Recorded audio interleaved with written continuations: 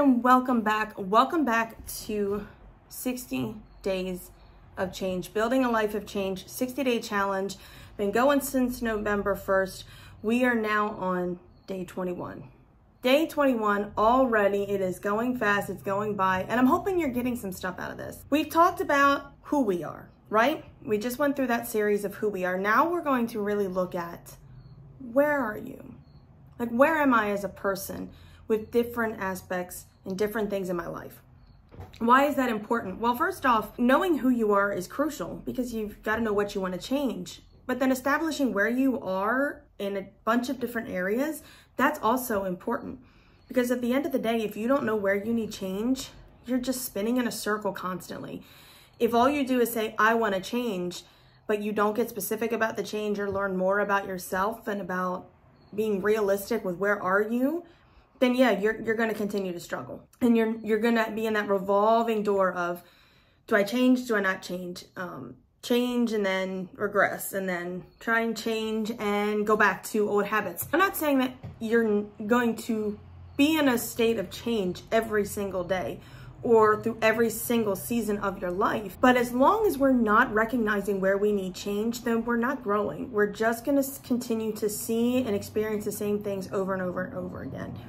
We're going to see the same results in our physical health, in our mental health, in our spiritual well-being, with our families, with our financial situation. As long as you are constantly in a state of not acknowledging where you need to change or even why you should, then you're just going to continue to be in that same tailspin every single day. And you're going to struggle. You're going to struggle. Now, maybe you're the type of person you're satisfied with where you are in life, and that's fine. But for those of us, and again, this was me at the beginning of this year, I really wanted to take a good hard look at who I was and then where was I?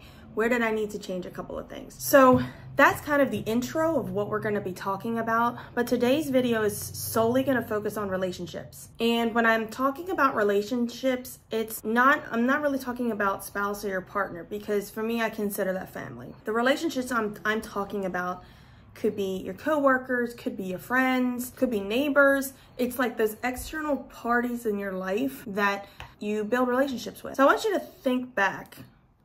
When you asked someone, when we were in the first series, when you asked someone you trusted about your strengths and weaknesses, think back to that person. And again, maybe that's your accountability partner. Think back to that time. Consider, why did you even ask that person? What trust did you have in that individual to say, listen, I'm doing something, I'm working on myself, and I need your help, okay? Relationships are important, especially when you're looking to change.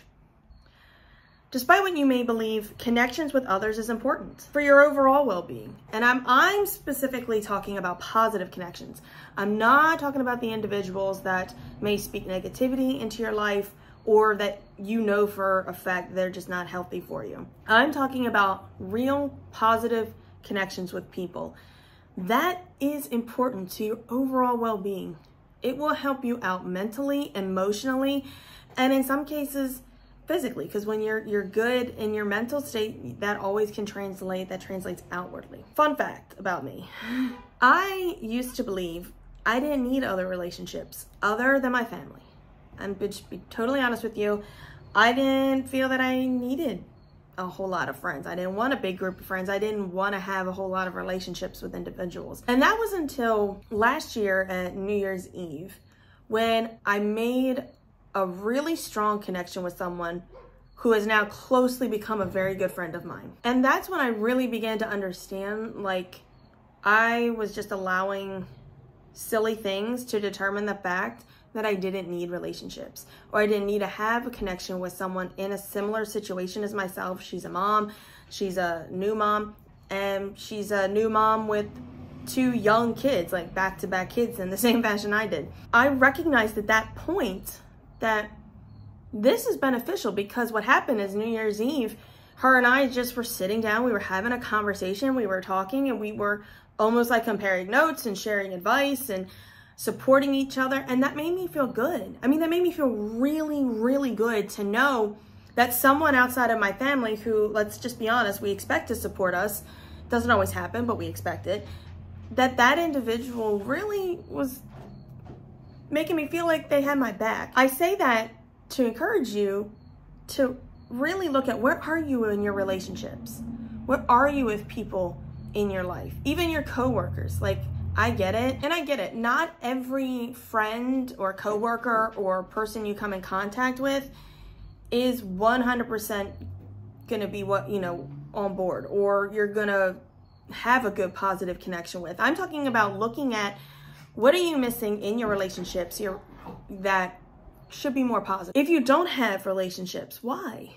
Why is that? Like I said, I thought I didn't need them. And then when I started making connections with others, I slowly began to realize it's important. It was really important to me. Here's the thing. If you are chasing off the positive, then what remains? If you are the type of person, and again, I've been there, so I get this. If you're the type of person that is constantly pushing others away or pushing people back or remaining distant, or even just a person that people just don't want to be around for any reason, or you're more negative than you are positive, if you're so busy chasing off the positive people that want to step into your life and be that support, then what remains? What do you have left if you're chasing away all the positive? I ask you this question. Are you just having friends? You just have people to have people in your life? Are you making friends just to have a group of people to go out and hang out with, or just to, you know, be the crowd? Or are you building relationships? There's a difference. Having people just to have people in your life, but if you're building relationships, that means you're working to strengthen them every single day. Here's another question. Are you being influenced or having influence? That all has to do with wanting to change. If you're being influenced by people more so than you are being an influence on them, or at least a positive influence especially, then you're lacking in some things. You're missing on some things. You're what is one of the Enneagrams? Always saying yes, always putting other people first. So if you're being more influenced at the sake of losing who you are, you gotta reevaluate a little bit. So again, where do you stand? Where do you stand? Do you need boundaries with some people maybe? Do you have trouble telling people no? Do you have trouble giving people saying, I can't do that for you right this moment, but maybe another day? You gotta let go of some people. And not to the point where you're burning a bridge, but do you just need to maybe let some people go? Do you need to forgive some people? Do you have prior relationships that just silly things got in the way, or a mistake was made, or something was said and it has caused a rift in what was a positive relationship? Well, maybe there's some forgiveness we need to dish out, right? Or do you need to build more connections or make new ones? Relationships are important. Positive relationships are important, and that's going to affect change. A strong support will equal a great start. So if you've got a great support system, if you've got great positive relationships going on in your life, it's going to help build you up to change. I hope this was helpful. I hope you hear what I'm trying to tell you. All I want you to take away from this is, do you have positive relationships? Are you making an influence?